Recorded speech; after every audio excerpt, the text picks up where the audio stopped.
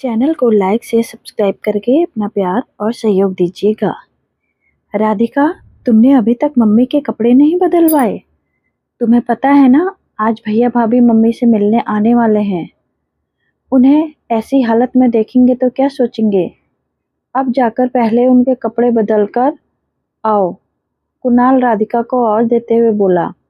कुणाल, कितनी बार कहा है कि तुमसे कि एक नर्स रख लो, लेकिन तुमसे रखते नहीं बनता है। अब संगीता तो आते से ही आएगी, वही आकर बदलेगी उनके कपड़े। राधिका ने भी पलटकर जवाब दिया, तुम्हें बताया ना मैंने कि मैं नर्स अफोर्ड नहीं कर सकता। तुमने पहले ही मुझसे पूछे बिना ही संगीता के 30,000 रुपये बढ़ा दिए हैं। पैसे क्या पेड़ पर लगते हैं? कुणाल ने जवाब दिया। अच्छा, तुम अकेले कोई पैसे नहीं लगा रहे हो, तुम्हारे भैया भाभी भी तुमको बराबर पैसा देते हैं अपनी मम्मी के इलाज के लिए। उन पैसों को तो तुम अपनी जेब से संभाल के रख लेते हो। मम्मी जी का इलाज सरकारी अस्पताल में चलता है, दवाइयाँ डिस्पेंसरी से आ जाती हैं, फिर भी एक नर्स लगाने में तुम्हें जोर आता है। आज तो राधिका भी बराबर जवाब दे रही थी। हाँ, जैसे और तो खर्चे ही नहीं है। एक तो आने जाने वाले लोगों से ही दुखी हूँ मैं। अधिकतर रिश्तेदार बाहर रहने वाले लोग हैं, यहाँ आते हैं तो कम से कम 1-2 दिन रुकते ही हैं। क्या उन लोगों के खर्चे नहीं होते? अरे तुम बहू हो, क्या तुम मम्मी की सेवा नहीं कर सकती? कम से कम तुम तो मेरी हालत समझ सकती हो। मैंने तुम्हारी मम्मी का ठेका नहीं लिया है जो उनकी सेवा करती रहूंगी। कोई मैं अकेली बहू नहीं हूँ, उनकी एक और बहू भी है। और क्यों समझूं मैं तुम्हारी हालत? क्या तुमने समझी थी मेरी हालत? कहते कहते राधिका की आंखों में आंसू आ गए। बस, तुमसे तो गड़े मुर्दे उखाड़ लो। तुम्हारी मम्मी में और मेरी मम्मी में बहुत फर्क है। और थोड़ा धीरे बोलो, अंदर मम्मी को सुनाई देगा। आज अपनी सास को तरसा रही हो, कल को तुम भी तरसोगी। याद रखो, इंसान अपने किए हुए को इसी दुनिया में भुगतता है। कुणाल ने गुस्से में कहा। फिर तो समझ लो तुम्हारी मम्मी अपने किए को ही भुगत रही है। मेरी माँ भी इसी तरह बिस्तर पे थी, लाचारी सी। बदले में तुम्हारी मम्मी ने और तुमने क्या किया था? कहती रहती राधिका के आंसू जब रुके नहीं तो वो अपने कमरे में चली गई। राधिका अपनी मम्मी की इकलौती बेटी थी। पापा का देहांत बहुत पहले हो गया था। घर वालों ने उसकी शादी के लिए दबाव भी बनाया था, पर राधिका के चलते उन्होंने शादी के लिए हाँ नहीं की।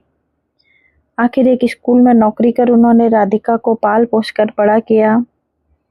जब राधिका ने अपनी शिक्षा पूरी कर ली तो उन्होंने कुणाल से उसका विवाह करवाया था। जितनी उनकी क्षमता थी उतना उन्होंने अपनी बेटी को देकर विदा किया था। राधिका की विदाई के बाद अब वो अपने घर में बिल्कुल अकेली हो चुकी थी। उनके पास प्रॉपर्टी के नाम पर सिर्फ उनका एक 3 कमरों का मकान था। दिन में तो वो स्कूल में बच्चों को पढ़ाती थी और शाम को आसपास पड़ोस के बच्चों को ट्यूशन देकर अपना टाइम पास कर लेती थी, जिससे उनका अकेलापन भी काफ़ी हद तक दूर हो जाता। इधर राधिका भी अपने ससुराल में खुश थी। घर में सास कमला जी और पति कुणाल ही थे, जबकि जेठ जिठानी दूसरे शहर में रहते थे। एक दिन अचानक राधिका के पास उसके मायके में पड़ोस में रहने वाली शर्मा जी का फ़ोन आया। उन्होंने बताया कि मम्मी की तबीयत ज़्यादा बिगड़ गई है, उन्हें अस्पताल में एडमिट कराया गया है। ये सुनकर राधिका कुणाल के साथ फटाफट अपने मायके रवाना हुई। वहां जाकर पता चला उन्हें हार्ट अटैक आया था और ब्लॉकेज ज़्यादा था, इसलिए बाईपास करना ज़रूरी था। खैर, मम्मी का मेडिकल था तो सब कुछ आसानी से हो गया। कुणाल तो तीसरे दिन ही वापस आ गया, पर राधिका वहीं रह गई। 10 दिन बाद उन्हें अस्पताल से छुट्टी भी मिल गई, लेकिन समस्या ये थी कि अब बार बार चेकअप के लिए जाना था। उसने इस बारे में कुणाल से बात की तो उसने कहा, यार मेरी मम्मी भी तो अकेली है, इतने दिन वहाँ छोड़ दिया वो क्या कम था? आखिर मम्मी भी अकेली यहाँ परेशान होती है। अब कुछ भी हो, तुम तो यहाँ वापस आ जाओ। कुणाल के फैसले को सुनकर राधिका वापस आ गई, लेकिन अपने साथ अपनी मम्मी को भी वहीं ले आई। आखिर उन्हें अकेली किसके भरोसे छोड़कर आती। उन्हें वहां देखकर कमला जी और कुणाल दोनों का मुंह बन गया। वो लोग तो सीधे मुंह से बात भी नहीं करते थे।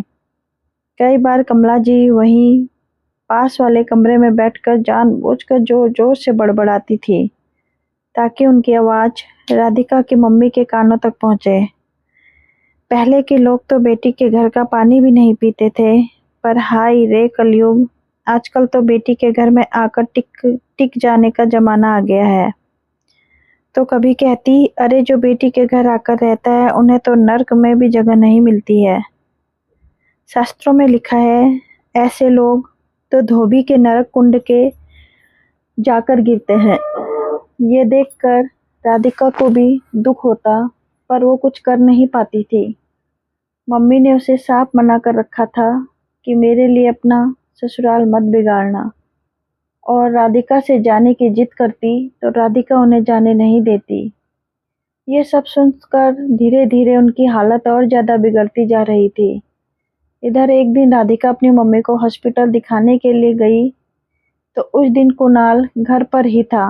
अपनी कोई जरूरी फाइल ढूंढने के चक्कर में उसने अलमारी में देखा कि कुछ पेपर्स और गहने रखे हुए थे। उसने उठाकर उन्हें देखा तो वो राधिका के मायके वाले घर के पेपर्स थे। शायद यहाँ आते समय राधिका वो सब यहाँ ले आई थी। उसने इस बारे में कमला जी को बताया तो कमला जी ने कहा, बेटा आज नहीं तो कल तेरी सास को तो मरना ही है, फिर तो सब कुछ तेरा ही है। तुझे बिजनेस करने के लिए पैसों की जरूरत है, इस मकान से इतने पैसे तो आ ही जाएंगे ना, फिर लोन की क्या जरूरत है।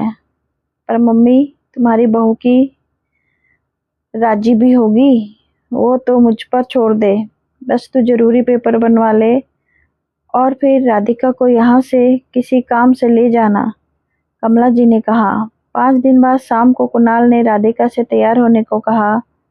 राधिका तुम तैयार हो जाओ, बहुत दिन हो गए हम कहीं नहीं गए हैं, तो आज हम मूवी देखने चलेंगे। पर राधिका ने मना कर दिया तो कुणाल नाराज हो गया। पर जब राधिका की मम्मी को यह बात पता चली तो उसने राधिका को समझा कर भेजा।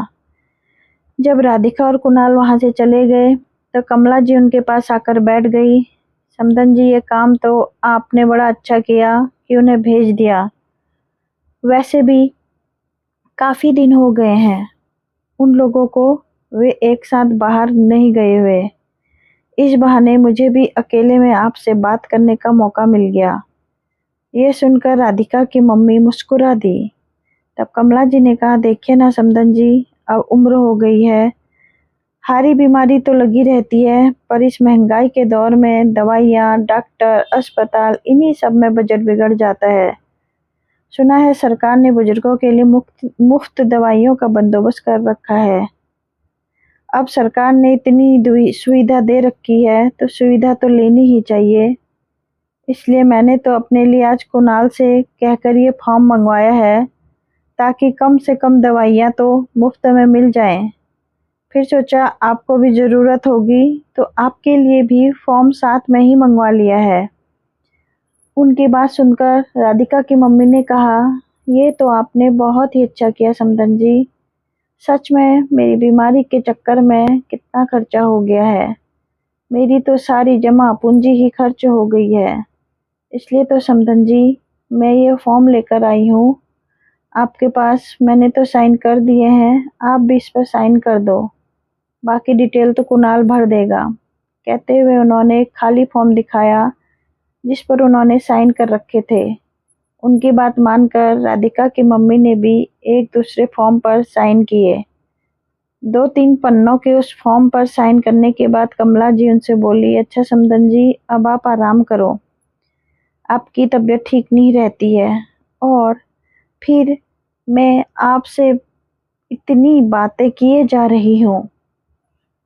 कहकर वो उस कमरे से बाहर आ गई। कुछ दिनों तक उन्होंने काफी अच्छे से राधिका और उसकी मम्मी से बातचीत की। उन्हें किसी भी बात का शक तक नहीं होने दिया। यहाँ तक कि कुणाल उन्हें अपने पैसों से दवाई लाकर देता था और कह देता था कि ये सरकार की तरफ से मुफ्त थी। लेकिन 1 सवा 1 महीने बाद अचानक राधिका के मायके से पड़ोस में रहने वाली शर्मा जी का दोबारा फोन आया। मम्मी का हालचाल पूछ लेने के बाद उन्होंने कुणाल के हाथों उनके मकान के बिक जाने की बात कही। तब जाकर उसे पता चला कि इतना बड़ा धोखा हुआ है। उस रात उसका कुणाल और कमला जी से अच्छा खासा झगड़ा हुआ था, पर दोनों बेशर्मी के साथ बोले थे, अरे आज नहीं तो कल सब कुछ हमारा ही तो था, बेचकर हमने हमारे काम में ले लिया तो गलत क्या। हमारी तरक्की हो रही है तो तुम्हारी भी तो तरक्की हो रही है, पर ये तो धोखा है। आपने धोखे से मेरी मम्मी के साइन करवाए हैं पेपर पर, अब धोखा है, फ्रॉड है, कुछ भी है। तुमसे और तुम्हारी बीमार माँ से जो बन पड़े कर लो। कमला जी हाथों को नचाते हुए बोली और अपने कमरे में चली गई। उन लोगों ने झगड़े की आवाज अंदर तक राधिका की मम्मी के पास पहुंच रही थी।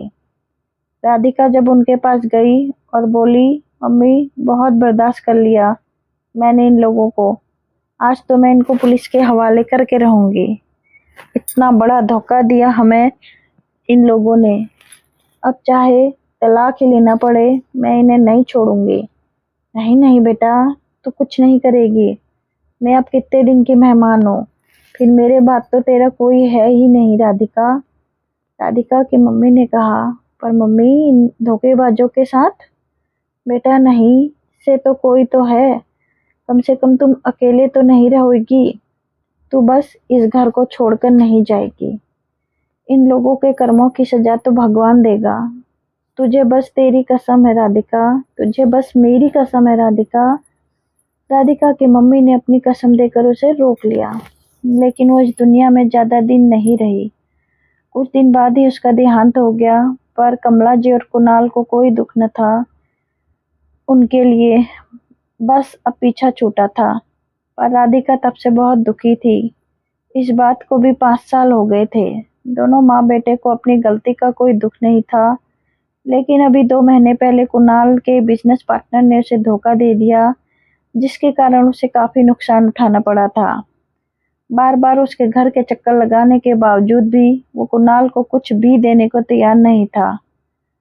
इसी बार में वो कमला जी को उसके पार्टनर के घर जा रहे थे कि रास्ते में एक्सीडेंट हो गया। कुणाल को तो हल्की फुल्की चोटें ही आई थी, लेकिन कमला जी को बहुत ज्यादा लगी थी। 20 दिन तक वो हॉस्पिटल में थी। वह तो नर्स संभाल लिया था, लेकिन घर आने के बाद उन्हें किसी न किसी की जरूरत होती, लेकिन राधिका ने उनकी सेवा करने से साफ मना कर दिया। आखिर कुछ देर बाद उसके जेठ जिठानी वहां पहुंच गए। जिठानी ने आकर ही कमला जी को संभाला था। ये देखकर कुणाल ने कहा, देखो ये भी एक बहू है जो अपने सास की सेवा में तत्पर है, वरना कुछ बहुएं तो ऐसी होती हैं जिसे अपनी सास से कोई लेना देना ही नहीं होता। इससे पहले कि राधिका कुछ कहती, उसके जेठ ने कहा, सही कहा तुमने, कुछ बहू अपनी सास की सेवा कर लेती हैं। बस बात यह है कि मैंने अपनी पत्नी के साथ कभी कुछ गलत नहीं किया और ना ही किसी को करने दिया, पर तुमने मम्मी के साथ मिलकर अपनी पत्नी और उसकी मम्मी को धोखा दिया, फिर तुम उससे सेवा की उम्मीद कैसे कर सकते हो। अपने भैया की बात सुनकर कुणाल चुप हो गया। कम से कम तुम्हारी पत्नी तुम्हारे साथ तो खड़ी है, मेरा पति ऐसा कर देता तो जेल की हवा खिला देती। अचानक भाभी ने कहा। ये सुनकर तो उसने अपनी नजरें नीचे कर ली। भैया भाभी 2 दिन वहां रहे और भाभी ने ही कमला जी को संभाला, लेकिन राधिका एक बार भी कमला जी के कमरे में नहीं गई और ना ही भैया भाभी से उसने कुछ कहा। आखिर कैसे उम्मीद करते थे कि इतने धोखे के बाद वो उनकी माँ की सेवा करेगी। आखिर इस तरह के हालात देख भैया भाभी अपने साथ ही कमला जी को ले गए, लेकिन जाते जाते कुणाल को जरूर समझा गए कि अपनी गलती को सुधार ले। माँ की सेवा करने के लिए तो फिर भी हम हैं, पर तेरी सेवा करने के लिए कोई नहीं होगा। सोच, 5 साल पहले तू जिस जगह खड़ा था आज भी उसी जगह खड़ा है। धोखे का एक पैसा नहीं बचा तेरे पास। भाई कर्म लौट कर आते हैं, इसलिए संभल जा। पर पता नहीं ऐसा क्या दंभ भरा हुआ था कुणाल में कि उसने अभी भी अपने किए की माफी नहीं मांगी और ना ही राधिका ने उससे माफी की कोई उम्मीद की। दोस्तों, कहानी पसंद आए तो चैनल को लाइक से सब्सक्राइब जरूर करें। Thank you.